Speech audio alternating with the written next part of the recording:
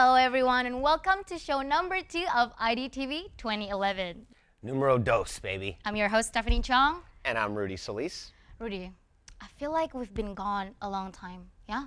It has been a while. I know, I really missed being here. I think I had a case of separation anxiety. What do I do? Oh, it's okay. I kind of have that effect on everybody. Ew, you're so full of yourself. Stop. What'd you do between the shows? Nothing much, just busy doing taxes. How about you? Well, I flew to Paris to film a movie. Wow, really? And then I climbed Mount Kilimanjaro. And then I took over as starting center for the Golden State Warriors. Yeah. You're so lying. Well, I didn't mean for those to be factual statements. Sorry, Rudy, but that only works on the floor of the U.S. Senate. Ouch. Liar, pants on fire. All right. You got me. But here is a factual statement. We have a great show today. We have a report about the Green Business Program here at CCSF. A visit to a sustainable farm, behind-the-scenes peek at Digital Library, internetarchive.org. A Best of SF, and we end with special musical guest, Mira. Now, we lead off with Stefannie welcoming solo performer Paolo Sambrano. Imagine writing and performing a show about your own suicide attempt and having it be well received here in San Francisco. Our first guest, former City College student Paolo Sambrano, did just that. Hi, Paolo. Welcome to the show. Hey, Stefannie. Thanks for having me. It's a pleasure to have you here. Paolo, attempting to kill yourself is such a heavy topic for a show. How did you decide to publicly expose such personal event? I guess even as it was happening to me, I always saw the absurdity in it. I mean, I tried to hang myself with a PlayStation controller, for God's sakes.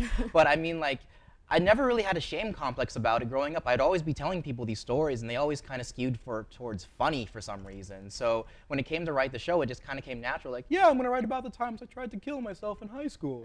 That's really interesting. So Bi-Poseur, how did you come up with that title? It's a play on being bipolar, where you sort of like these really high highs and these low lows, and you deal with the crippling psychosis. You're really creative and energetic. Then you get super down.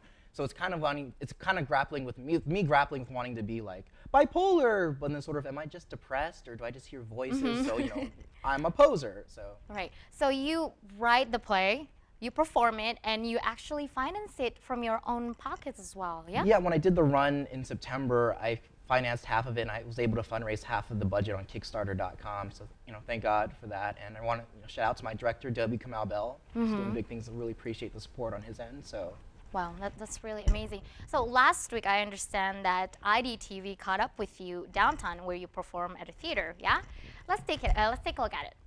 We're here at Stagewerks Theater in San Francisco, just around the corner from where the Borders used to be, over in Union Square. It holds about 65 maximum, legally fire marshal mandated. But this is one of the great spots to do solo performance, actually. Ty, the owner, is super cool to work with. I couldn't think of working with anyone else, performing the show anywhere else. Here, my debut show, it's definitely it's weird in a good way, having it written, performing it as like a full Bi-Poseur 75 minutes on my own. That definitely raised the stakes. So I have this really neurotic, this really strange kind of ritual that I do pretty much every night I did the show. So I can show you right now if you'd like. Like, let's take a look. Like, yeah, this is backstage. Most people don't get to see this part. It's the dressing room. And yeah, I do this every night before I did performed. When I was doing the full run of Bi-Poseur, I would take the script, right, lay down every single page, all 17 pages of it, all 75 minutes of it, just like on this entirety of this table, like, say. And then, I don't know, I think it was like an affirmation of sorts, like, yeah, I know this. It helped scale things. Because I'd be like, I'd just look over the script before the show would start, and I'd realize, I can do this. I remember this. This isn't the biggest deal. So, like, you know, once I get to intermission, which is like right here, I'd be like, there's only 5 pages of the show left. Why don't you just take yourself home, Paolo? This is it. So, Paolo, I understand Bi-Poseur is returning, yeah? Yep. Yay! So you're gonna perform a snippet from the show for us today. Yeah, sure am. Yeah. Take it away, Paolo. Do you remember your first time? Like, you never thought it was going to happen, and then you find yourself doing it. Like, how did it feel like? What was the mood? Was there music playing? I'm not talking about losing your virginity. I'm talking about your first suicide attempt. That was my first suicide attempt, and for obvious reasons, it didn't end up with me on the floor bleeding out, or that being a Spanish class, sangradoing all over the suelo. I mean, I was too brash. I didn't know what I was doing. It was more like poke, poke, poke, drawn upside down, cross, drawn upside down, cross. Girl next to me asked if I'm okay. But all of my suicide attempts in the future were all marked by the same thing, the quest for the perfect suicide note. You know what? Let's write one now. Dear world, I'm sorry. I didn't mean to, but I did. And there was nothing you could have done about it. Yeah. If you want to see the rest of my suicide notes, come see Bi-Poseur.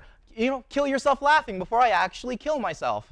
Wow, Paolo, you're a really great actor. Oh, thank you. Well, I would like to thank you once again for joining us here in the studio. We wish you all the best, all right? And everybody, please be sure to catch his show on Saturday, May 7th at 2 p.m. at Stagewerks Theater in San Francisco. And now, let's watch this.